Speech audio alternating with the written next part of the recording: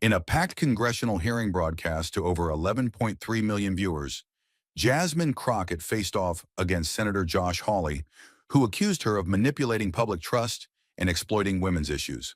But just 72 hours before, Jasmine had received three damning images, captured at a secretive SpaceX gathering, revealing Hawley's own wife in a moment of undeniable intimacy with Elon Musk. The room froze. The video went viral in under 6 minutes. What secret did she expose that made one of the Senate's loudest voices vanish overnight? Stay with us. This is a story worth every second of your time. The hearing room was electric, dozens of cameras live streaming every breath to millions across the nation. Then came Josh Hawley, sleeves rolled, eyes sharp. He moved like a hunter entering the arena. His every step was rehearsed dominance, chin high, smirk loaded, ready to attack. He took his seat across from Jasmine Crockett like a man expecting submission. The room tensed. Staffers stilled. Reporters raised their pens. Hawley leaned into the mic, poised for political bloodshed. But Jasmine didn't blink. She didn't move. She just looked up and smiled. Not a polite smile, a knowing, surgical smirk. It was the kind of smile that said, "I've already won. You just don't know it yet." That expression would be replayed everywhere within hours. But in that instant, it was a warning Hawley missed completely. Because while he came to conquer, Jasmine came to end a lie. With silence, with timing, with truth. And just like that, the game began. Not with shouting, not with spectacle, but with precision honed in back rooms and briefing binders. Josh Hawley leaned forward, his tone smooth but laced with venom. The voice of a man who'd never been told no by a room that didn't look like him. His first question wasn't a question at all. It was an accusation dressed in policy language. "Congresswoman, in last year's budget markup, you diverted $18 million from federal enforcement toward what you labeled community-based harm reduction. Would you care to explain how that improves border integrity?" He didn't wait for an answer. "And your amendment to expand asylum access under Title 42 exemptions, was that before or after the 22% increase in illegal crossings last quarter?" Another blow. "Do you even read the DHS threat assessments, or do you just rewrite them to fit your activist ideology?" His rhythm was relentless, his cadence engineered for television. Every number was cherry-picked, every clause twisted, every pause designed to tighten the noose. It wasn't debate, it was ambush in slow motion. The chair said nothing. No one interjected. No objection on tone. No acknowledgement of the double standard playing out in real time. Because this was normalized. A white senator with institutional clout using layered bureaucracy to delegitimize a black congresswoman on national television. He weaponized the microphone like it was a gavel of moral authority, pounding down not just on her policy, but her credibility. And still, Jasmine Crockett didn't blink. She didn't fumble for papers, didn't dart her eyes to staffers, didn't shift in her seat. Her pen tapped once against the table. Rhythm even, controlled. Her posture didn't budge, straight-backed, grounded, completely unshaken. Her eyes stayed locked on Hawley, not with defiance, but with diagnostic calm, like a surgeon studying a tumor before the first incision. Her silence wasn't submission, it was strategy. While he accused, she assessed.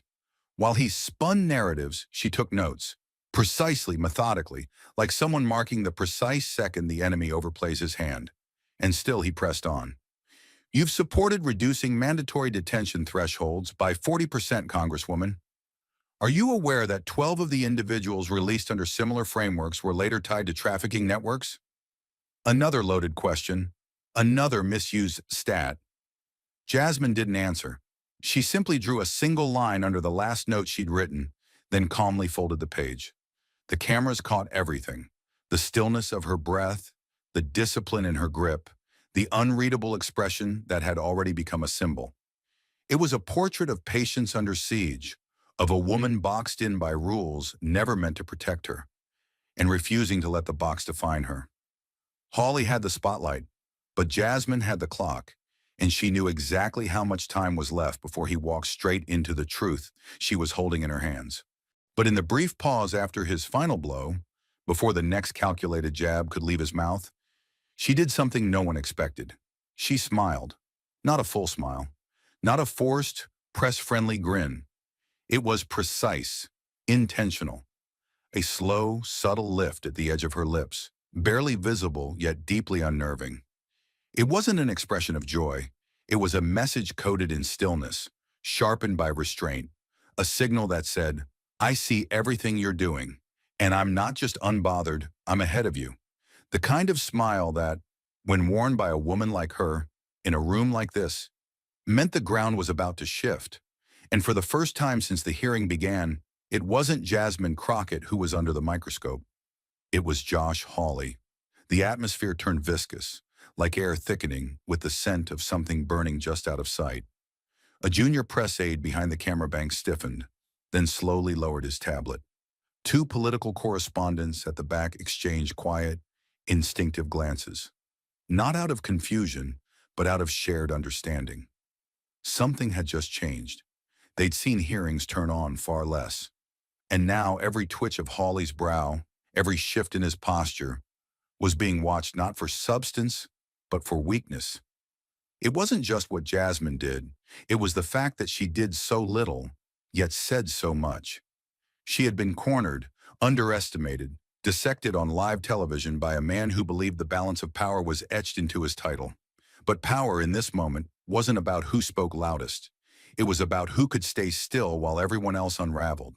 And now Hawley, confident, rehearsed, and cruel, was beginning to sweat beneath the weight of a silence he didn't know how to control. What had started as a political interrogation was dissolving into something more dangerous, a reckoning, personal and televised.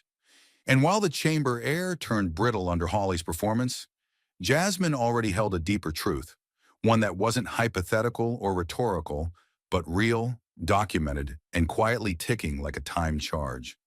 It had arrived 5 nights earlier, at 11:42 p.m., as she sat alone in her Capitol Hill apartment with her shoes kicked off, documents fanned across her lap, and the muted glow of the city outside her window.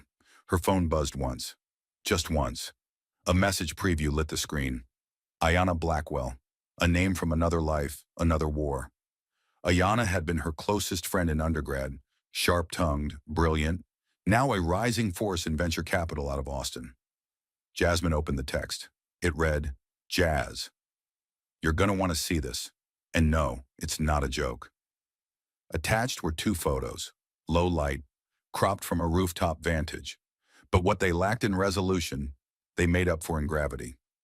Elon Musk, undeniably him, stood at the edge of a private rooftop gala, drink in hand, collar loosened, his focus entirely fixed on a woman beside him.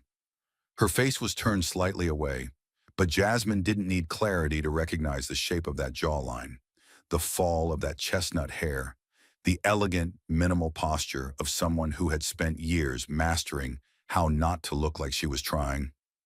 Bronwyn Lang, the wife of Senator Josh Hawley, and she wasn't just with Elon, she was into him.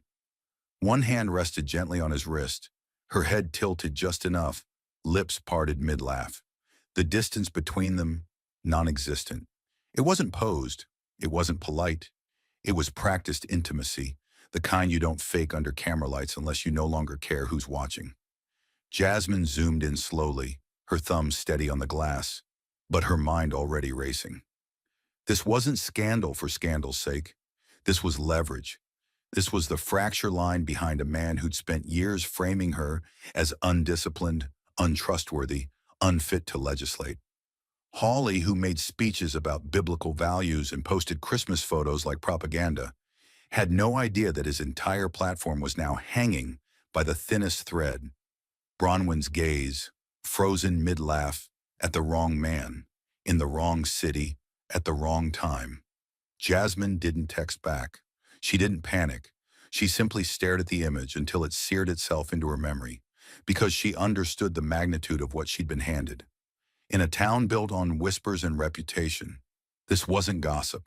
This was a weapon, and Jasmine Crockett didn't wield weapons lightly. She didn't release the photos, not because they weren't explosive, because they were, but because she understood something Hawley never had to. When you live in a system built to discredit you the moment you push back, your most dangerous weapon is restraint.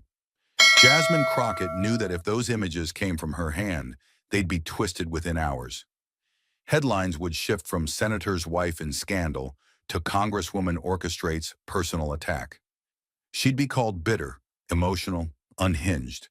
Three words men like Josh had used for years to silence women who spoke too clearly. So instead of firing the gun, she placed it gently on the table and walked away. She chose patience over provocation, precision over spectacle. She didn't need to ignite the fire. She just needed to open the window and let the wind carry smoke where it needed to go. Her first move was surgical, a quiet lunch with a policy editor from the Hill, someone with a reputation for discretion and an ear tuned to the frequency of unspoken truths. She let one sentence slip, laced in ambiguity. "Isn't it wild what shows up at private galas these days?" The editor raised an eyebrow. That was enough. The next day, she DM'd a podcaster she once mentored, a rising voice in Beltway media known for threading cultural gossip into political critique. Jasmine didn't send files. She asked a question. "You ever hear rumors about Bronwyn Lang and tech money?" A breadcrumb, nothing more. Finally, she called in her most unconventional asset, Miles, her youngest staffer, an expert in the dark arts of Twitter, Reddit threads, and Discord leaks. "There's chatter coming," she said. "Don't start it. Just watch it. Amplify the right whispers when they land." She didn't script the story. She let it write itself. Because Jasmine knew that in Washington, truth doesn't always roar. It spreads in looks, in rumors, in half-heard phrases between elevator doors. And when wielded properly, it doesn't just expose corruption. It makes the powerful destroy themselves. And while the machinery of gossip quietly churned beneath the surface of Capitol Hill, Josh Hawley continued striding through his week like a man wrapped in armor forged from his own delusions. The cameras still followed him. The op-eds still quoted him. He smiled for fundraisers, lectured on moral decay, and prepared for his next televised sparring match, completely unaware that the ground beneath him had already been mined. He thought he was the one holding the matchstick. He didn't know Jasmine Crockett had the blueprints to the entire building. She hadn't stumbled on the truth by accident. She had built the path to it. After receiving the rooftop photos, Jasmine had quietly reached out to a former law school colleague, now embedded at a boutique compliance firm in D.C., the kind of place that dealt in discreet document recovery and knew which questions not to ask. What she received back was chilling in its precision. Bronwyn Lang's full travel manifest for the previous month. 3 flights, all logged through Hawley's discretionary accounts. 1 trip to Austin, private carrier. No return flight. A secondary confirmation came from a car service registry, noting a black SUV dispatched from the tarmac to the Lauren Hotel. The same location tagged in the background of Ayana's rooftop shots. Jasmine didn't have to guess where Bronwyn had been. She had the metadata, she had the timestamps, and she had an unshakable narrative that fit like a lock clicking shut. She didn't relish what she found. There was no thrill in it, no glee. Just the cold, familiar weight of reality, the kind that only women like her were ever expected to carry without complaint. Because if the roles were reversed, if she were the one with a partner in scandal, it wouldn't be treated as political vulnerability. It would be her public execution. She would be dragged, humiliated, painted as unfit to lead before she ever had a chance to speak. But Hawley, he would be protected by the machine, until the machine could no longer deny what the whispers had become. Jasmine knew that moment was coming. She just had to wait, not for vengeance, not for spectacle, but for the exact second the mask he wore began to slip under its own weight. And when it did, she wouldn't have to say a word. The facts would do the speaking for her. The moment was precise, engineered by silence, sharpened by timing, and detonated by 7 words. Jasmine didn't raise her voice, didn't shift her body, didn't even blink as she spoke. She simply let the quiet break like glass. "Josh," she said, each syllable as steady as stone, "do you really want to talk about the exploitation of women today?" It landed like a sniper's shot, no sound, no echo, just impact. For a heartbeat, the chamber didn't breathe. Reporters who had been halfway through writing their recaps paused, stunned mid-sentence. One aide on Hawley's side gasped softly and then immediately tried to hide it behind a cough. A senior advisor in the second row froze with his thumb hovering over a text message. He didn't hit send. All eyes moved to Josh Hawley, but he didn't speak. No, not right away, because there's a particular kind of silence that doesn't just interrupt, it condemns. And this was that silence, the kind that pours over everything and coats it in the thick, sticky sense of you've been caught. Hawley's jaw tensed. His fingers tapped once nervously against the polished wood of the desk. He cleared his throat, forced a twitch of a smirk.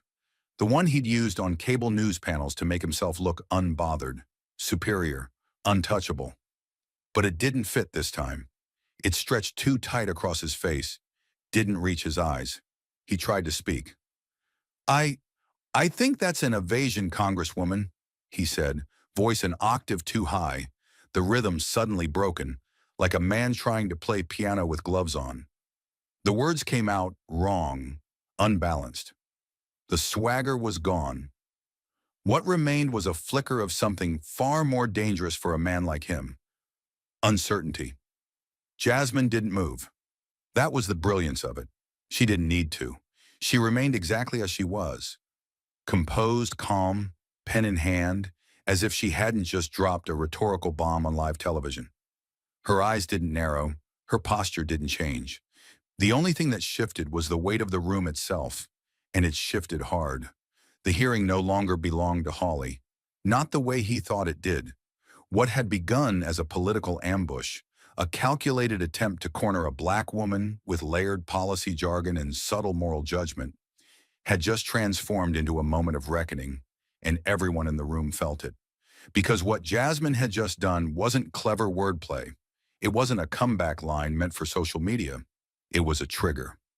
One perfectly aimed sentence that weaponized not only the truth she held privately, but the hypocrisy that Josh Hawley had wrapped himself in publicly for years. And the timing couldn't have been more exact. She didn't fire too early. She didn't strike out of anger. She waited until he felt invincible, until he believed he had the upper hand, until he leaned all the way into his own self-righteousness. And then she pulled the floor out from under him with one line. And the injustice of it all pulsed beneath the surface like electricity. Because if she had faltered, if her voice had cracked, if her facts had been even a hair out of place, the scrutiny would have come down like thunder. She would have been called emotional, unprofessional, unstable. Pundits would have dissected her tone. The next day's headlines would have questioned her fitness to lead, her lack of composure, her partisan hostility. But Hawley? Even now, as his face flushed and his voice faltered, the room offered him the same quiet indulgence it always had. The kind that assumes men like him should be there, even when they have lost control of the room.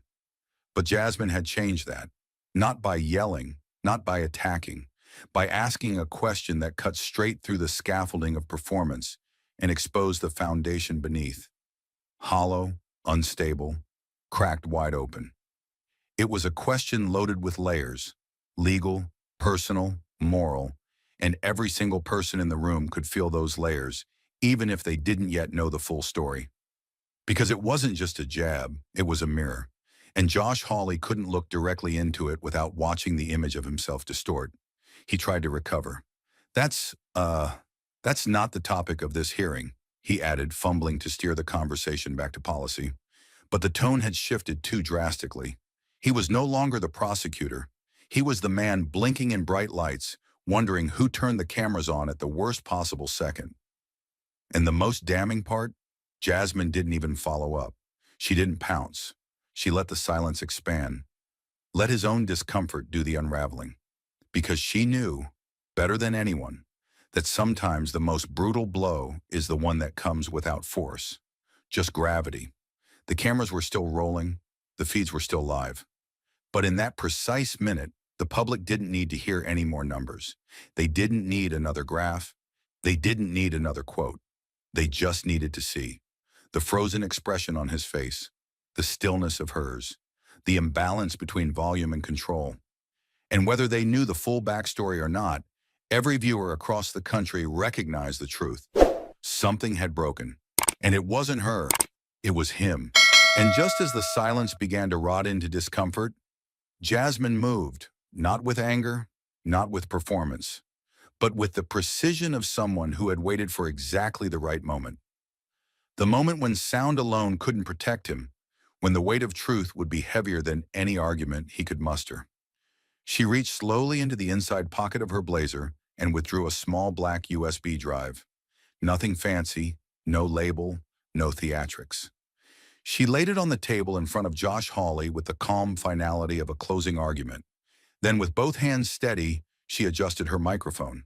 Her voice didn't rise. It cut.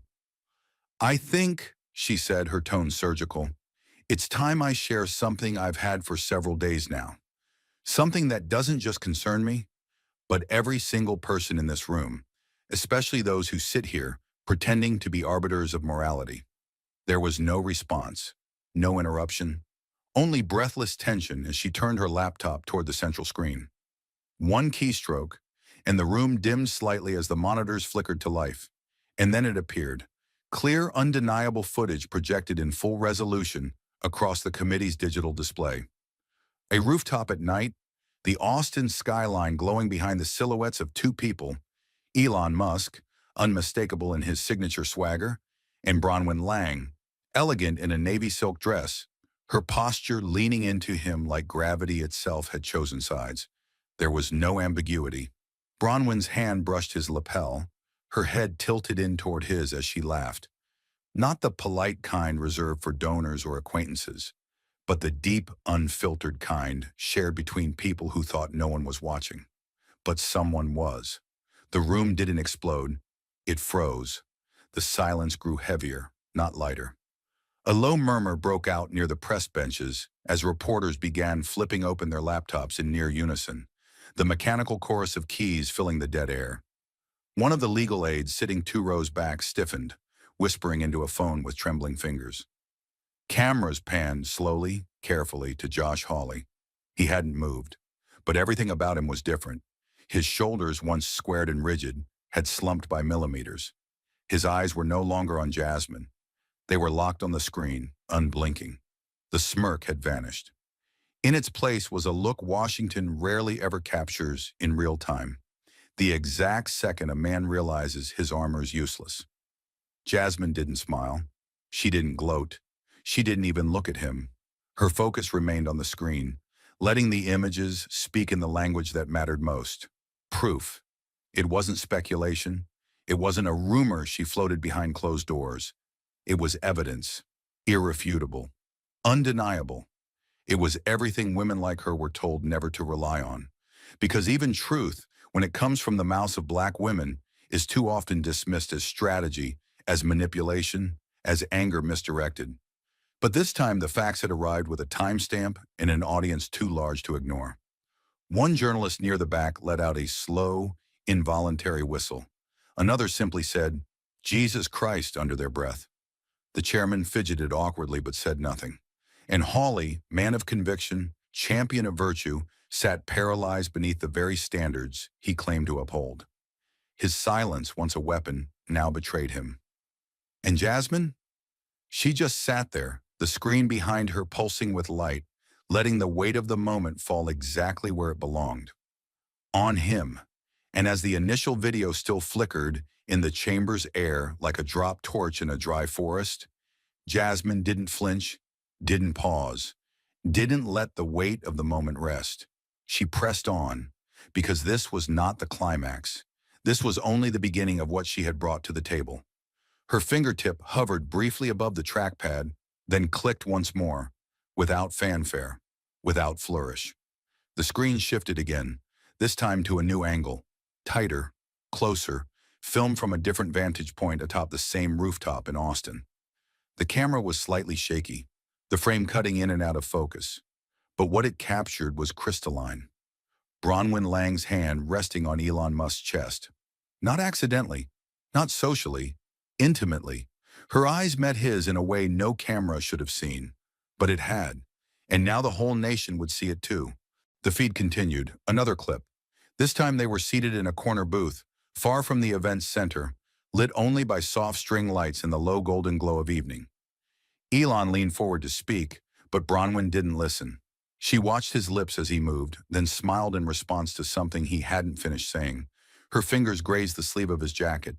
It was the kind of touch that doesn't need explanation, because everyone in that room had felt it in their own lives, and they all understood what it meant.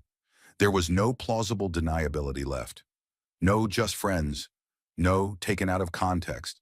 Not when the context had been delivered in high resolution, time-stamped, and stitched together with such clinical clarity.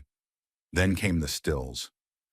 Jasmine's cursor moved again, and a cascade of images unfolded across the screen like pieces of a puzzle that no longer needed solving. A photo of Bronwyn entering the hotel lobby with Musk beside her. No aides, no entourage. Another of them sharing a drink beneath the terrace awning, heads close, oblivious to the outside world. And then, the one that broke the room's composure entirely. Bronwyn reaching up to adjust his collar, and Elon watching her hand as if it were the only thing that existed in the universe. The atmosphere in the chamber changed from tension to suffocation. Jasmine didn't narrate. She let the silence devour what was left of pretense. She didn't need to explain.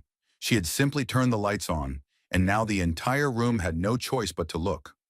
Reporters were scribbling in chaotic shorthand. Flashes blinked, laptops clacked. A producer near the C-SPAN feed booth was mouthing directions to his team. But the most telling reaction came not from the press bench, but from Josh Hawley himself. His hands, once folded confidently in front of him, had moved. Now they were clenched tightly on the edge of the table, knuckles white.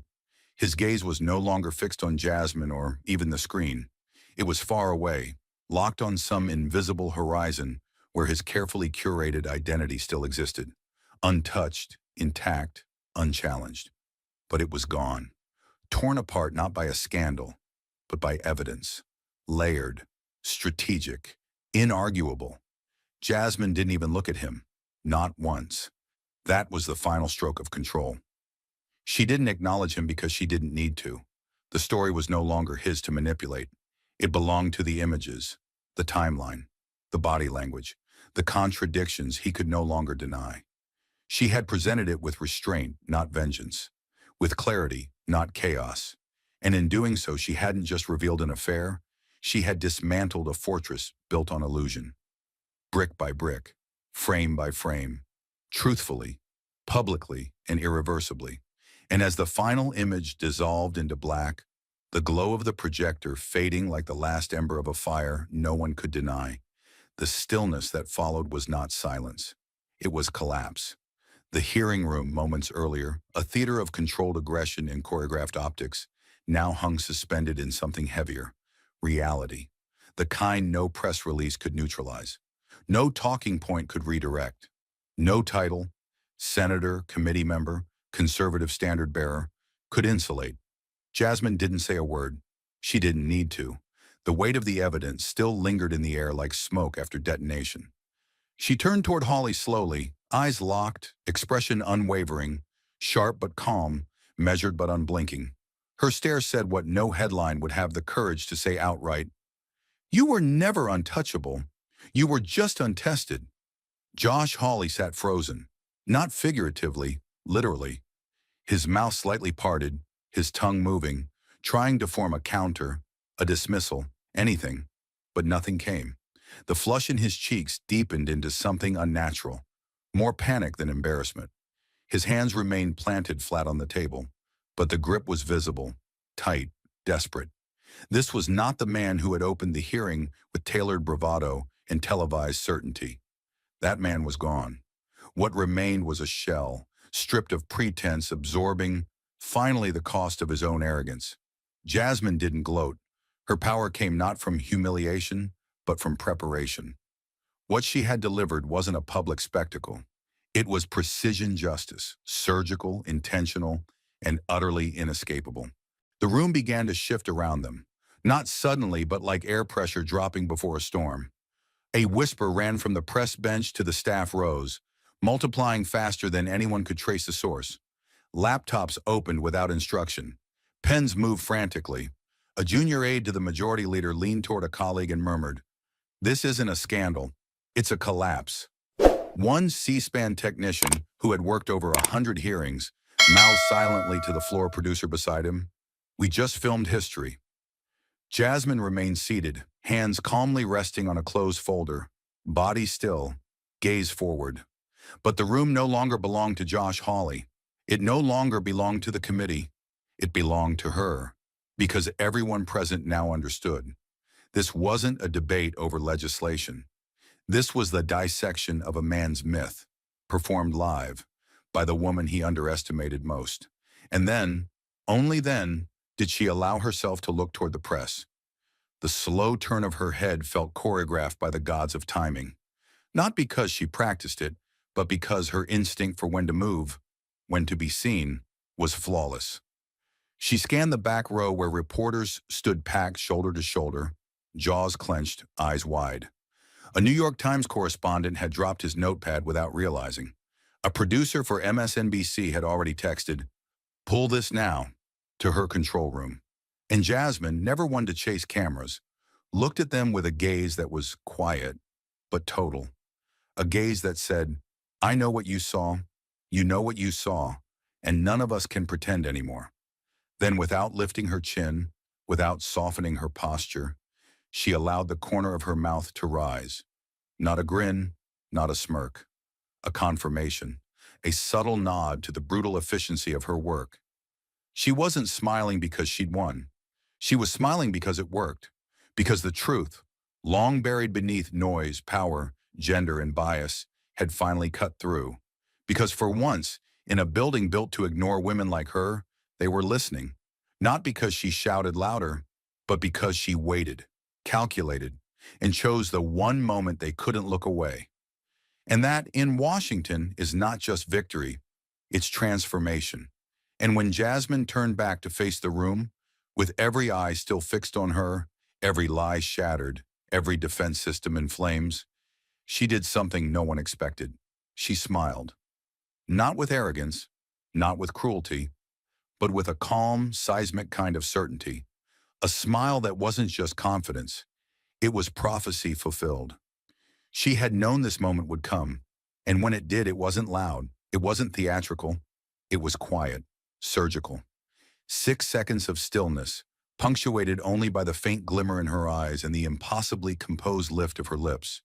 The cameras caught it from 3 angles, one dead on from the center dais, another from the left press pit, catching the profile, the poise, the elegance, and one, accidental, perfect, from the rear of the room, slightly zoomed, framed with Hawley's slumped figure in the foreground and Jasmine's rising power just beyond him.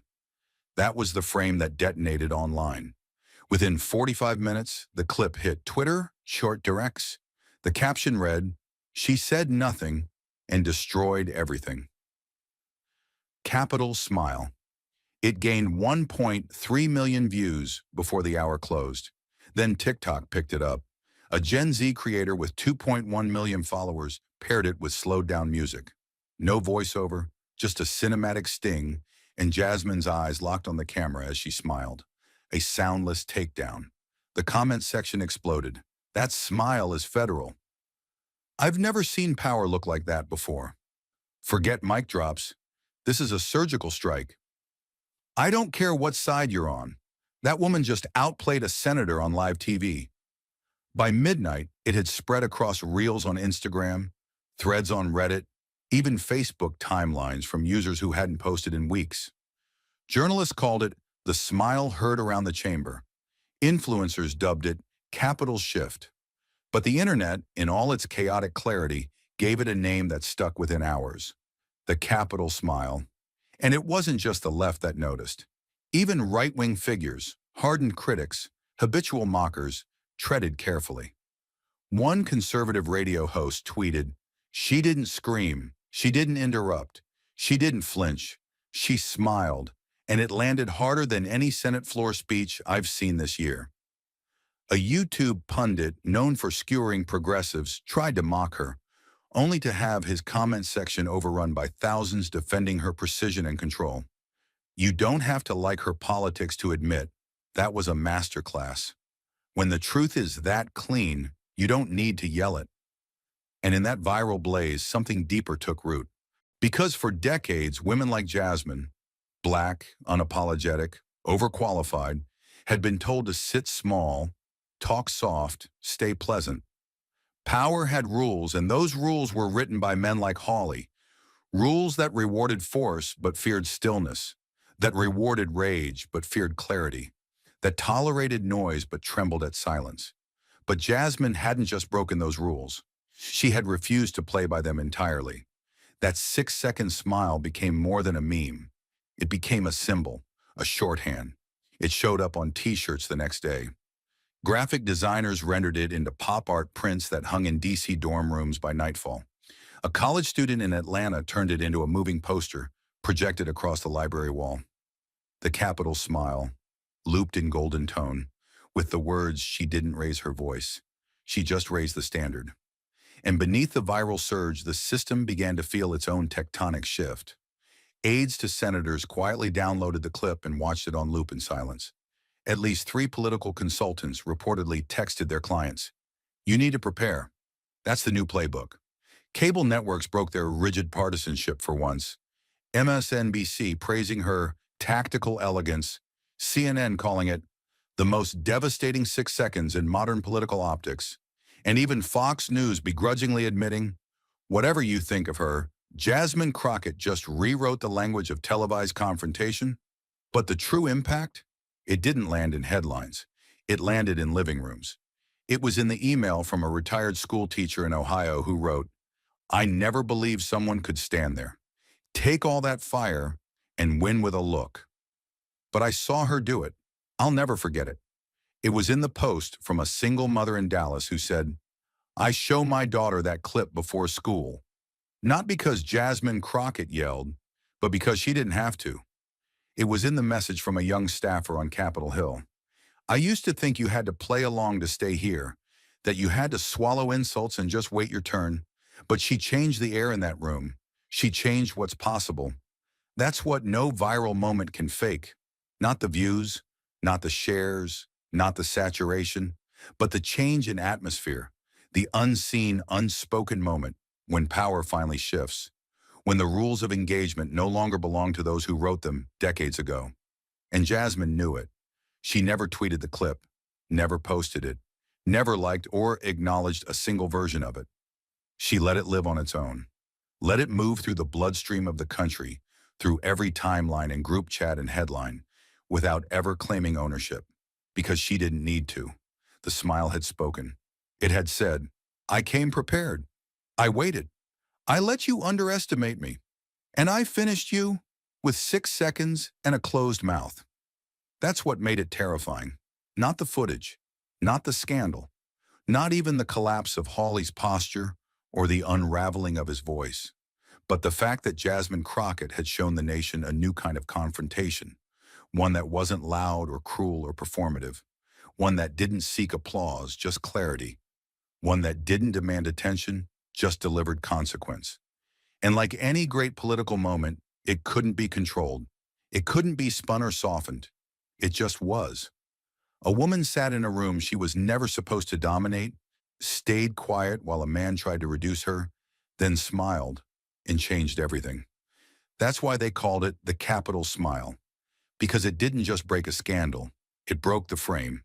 But the true detonation came not from the chamber, not from Jasmine's smile, not even from the 6 seconds that turned into legend. It came the next morning, in the soft, quiet chaos of sunrise across DC, when inboxes overflow and screens light up with curated spin. A new kind of firestorm spread without warning. One by one, newsrooms that usually disagreed on everything ran the same headline, with only slight variations in tone or framing. Bronwyn Lang spotted with Elon Musk at multiple private events. Photos emerged linking Elon Musk and Senator Hawley's wife. Unusual appearances, Bronwyn Lang and Elon Musk seen together again. It wasn't loud at first. It didn't need to be. It was cold, surgical, no pundits shouting, no commentators theorizing, no wild speculation.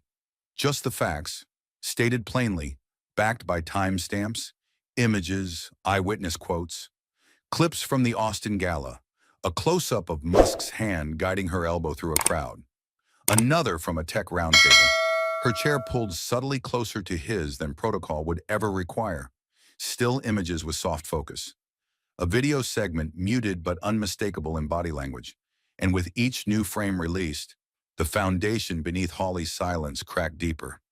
Not a single denial followed. Not from Bronwyn, not from Hawley, not from Musk's camp. No press releases, no clarifications, no friends of the family statements planted to soften the scandal. Just a silence so vast it became its own headline. And in that silence, the nation heard everything it needed to.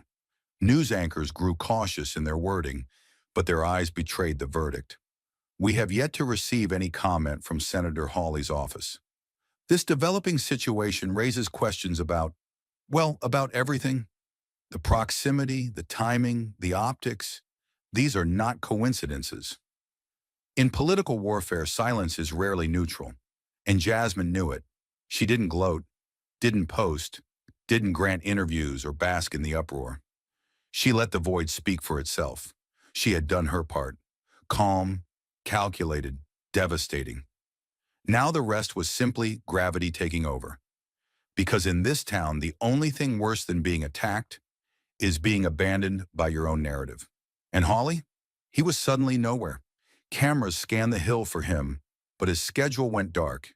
He skipped morning interviews, missed committee updates, his social media feeds, normally bursting with firebrand quotes and self-righteous threads, stayed frozen in time. No explanation, no misdirection, no bluster, just silence. And in a city addicted to noise, that kind of stillness is fatal. Staffers noticed first. His chief aide, normally quick with press deflection, was spotted pacing the hallway, phone clutched in both hands, whispering sharp commands that no one seemed able to execute. Interns at Capitol press briefings murmured, "He's spiraling."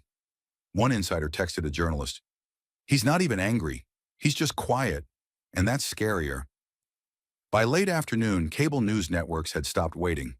They called it for what it was. CNN aired a split screen. On one side, Jasmine Crockett walking into a town hall, greeted like a head of state.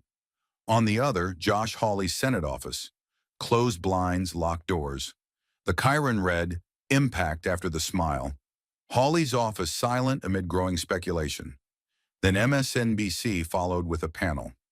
What Hawley's silence says and what it can't defend.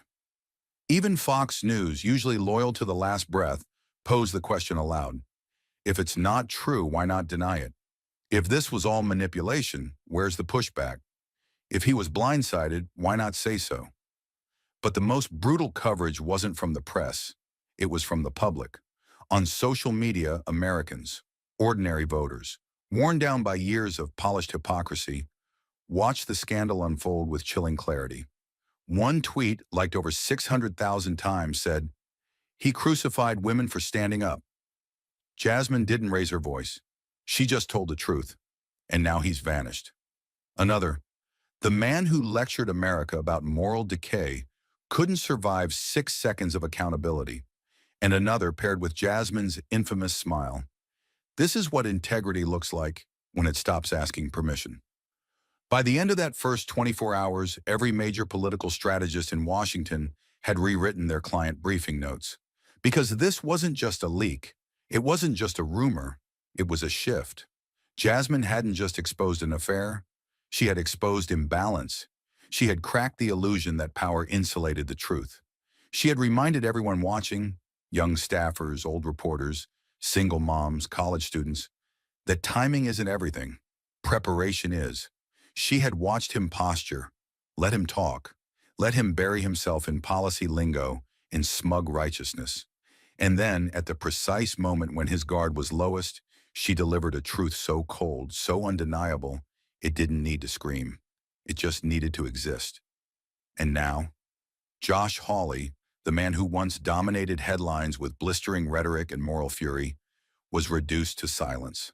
A silence that rang louder than any scandal.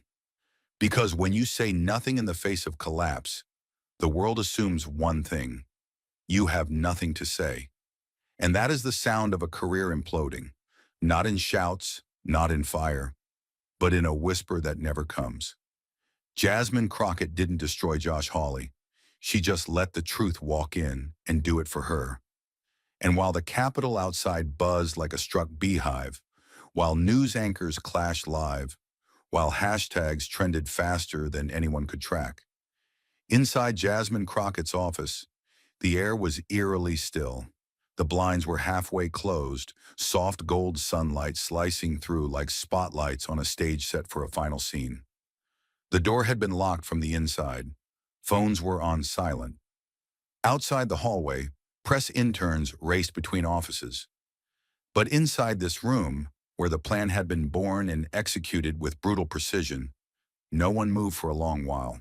Until a young staffer, barely 2 years out of Georgetown, sleeves rolled, eyes wide with adrenaline, stood, cleared his throat, and held up a bottle of champagne. "We did it," he said, voice trembling. "They're calling it the quote of the year." Someone else chuckled under their breath, already holding their phone toward Jasmine. A social media post was racking up millions of views, looping the exact moment she said, "Josh, do you really want to talk about the exploitation of women today?" It was captioned with fire emojis and the phrase, "That's it. She ended him." Jasmine didn't flinch.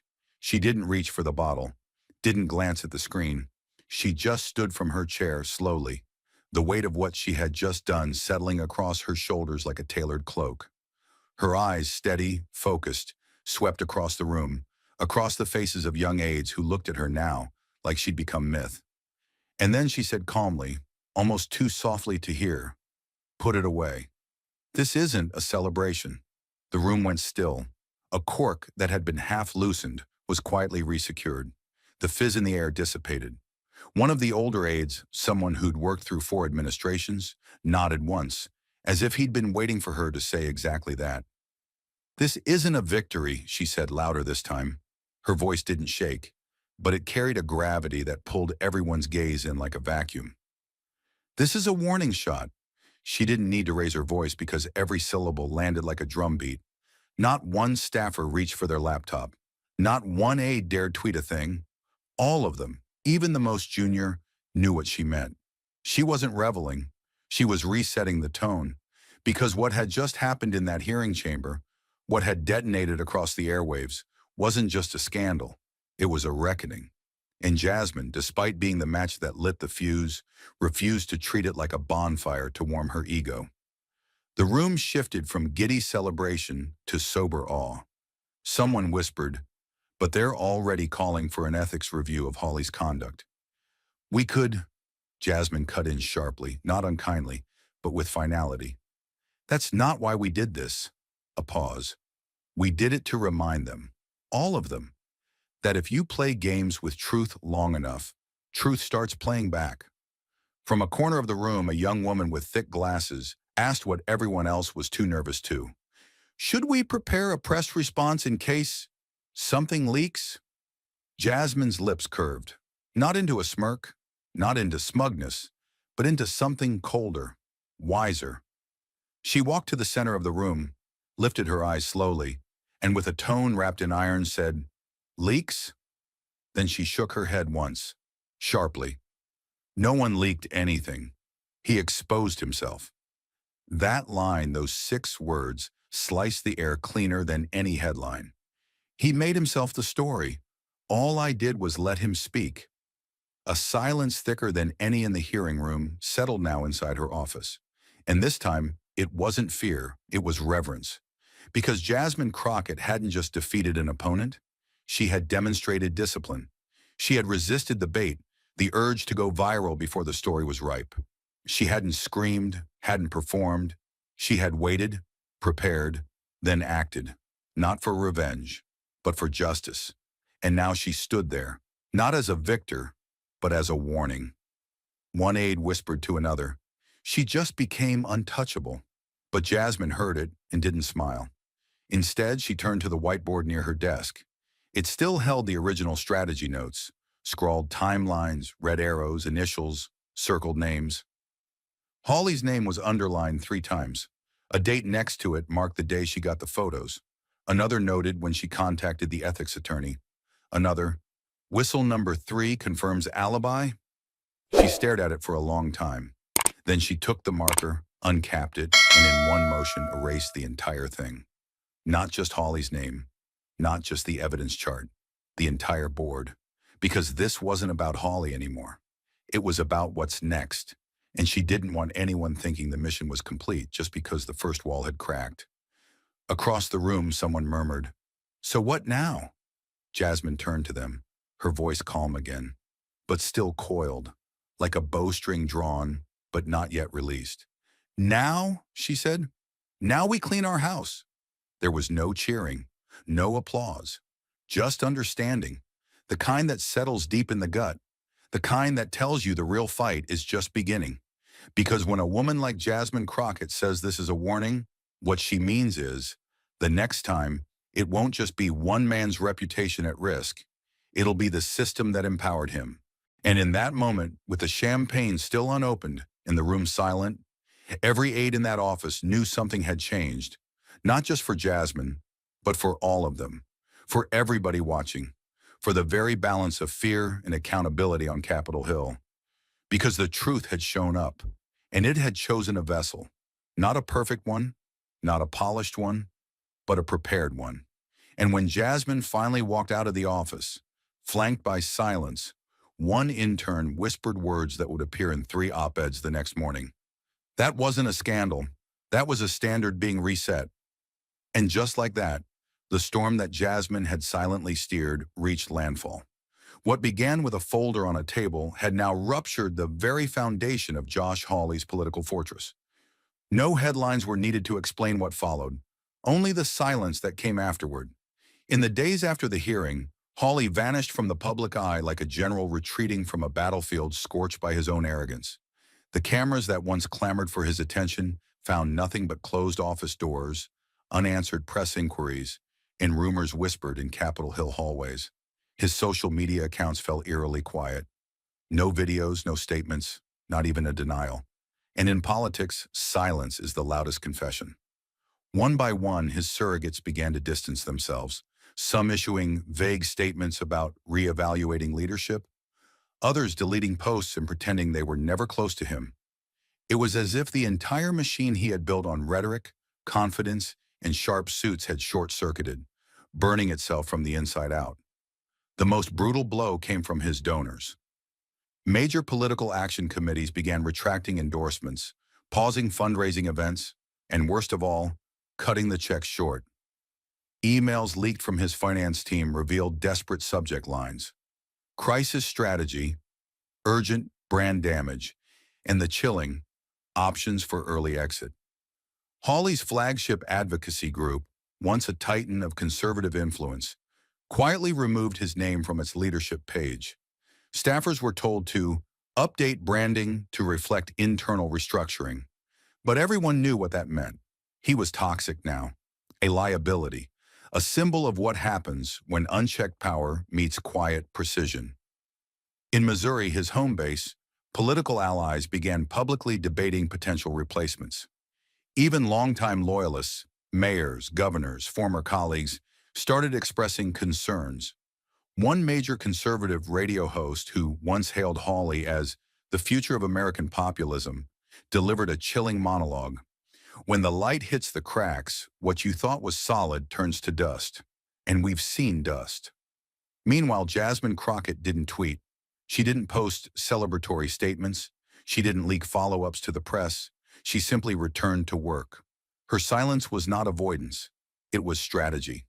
The proof had already detonated. All she had to do now was wait for the smoke to clear and let the wreckage speak for itself.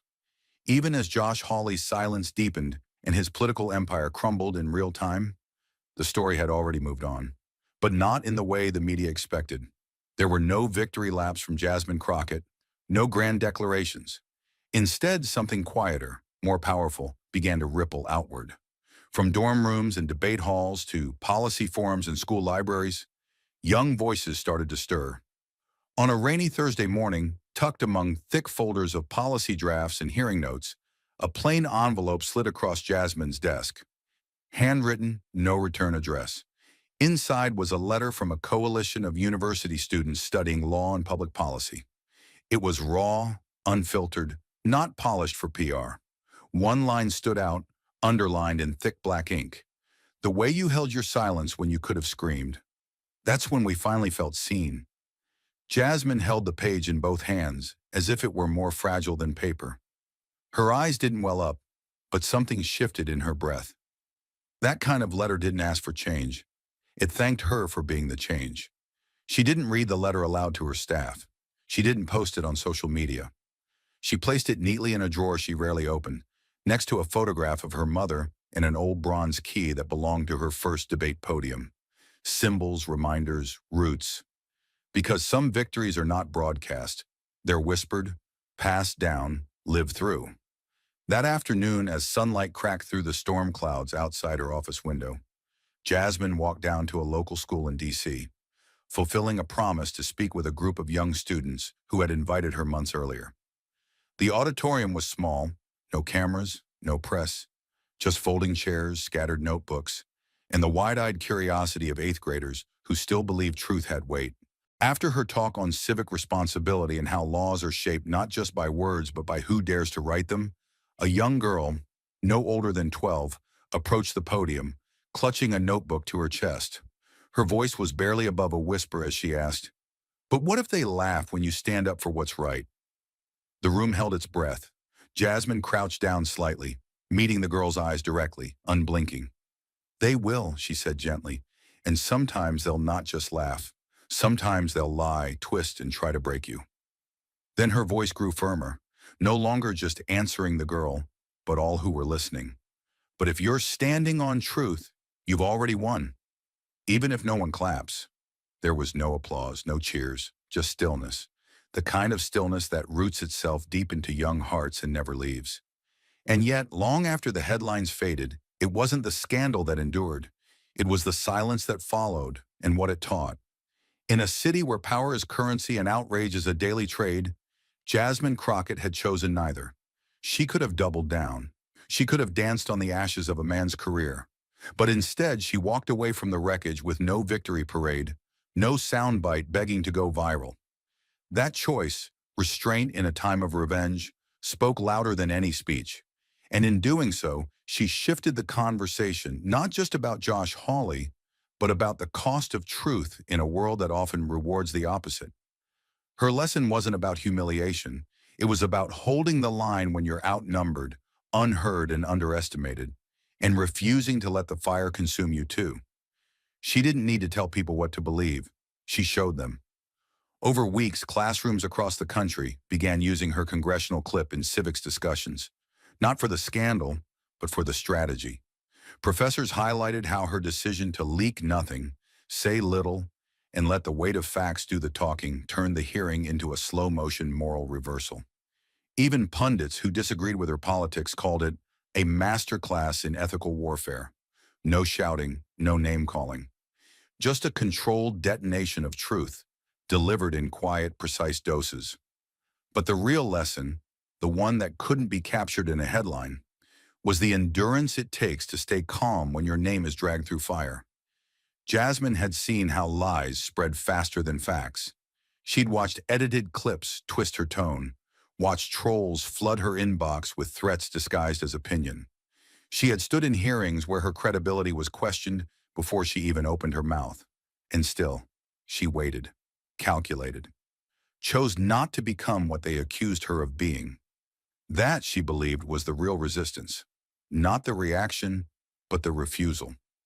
Inside her office one evening, a young intern asked her a question no one else dared to. "Do you ever wish you had just taken him down harder?" Jasmine looked up from her notes. Her voice wasn't angry. It was low, steady. "Taking him down wouldn't have taught anyone anything," she replied.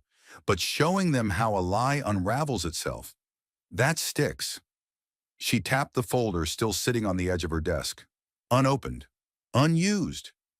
Inside were stills, emails, full transcripts, enough to ignite a media firestorm, but it never left the drawer. Because power, she had learned, wasn't in exposure. It was in control. The cost of that control was real. Some said she missed her moment. Others claimed she went soft. But Jasmine knew something they didn't. Revenge is momentary. Integrity lasts. It's what gets whispered in locker rooms, passed in folded letters, etched in the memory of kids watching from home who've been taught that screaming is the only way to be heard. Her message was simple, brutal in its elegance. You can win without screaming. You can hurt without hating, and you can still stand, especially when no one claps. A month later, at a leadership summit in Philadelphia, she stood before a room of exhausted organizers and quietly shattered the myth of the strong black woman always having to roar. Strength, she said, is not volume. It's endurance. It's knowing when to fight and when to let the truth walk into the room by itself. Her voice didn't tremble. The crowd didn't cheer. They rose, slowly in unison, not because they'd been dazzled, but because they'd been seen. Jasmine knew injustice wasn't always a sharp blow. It was sometimes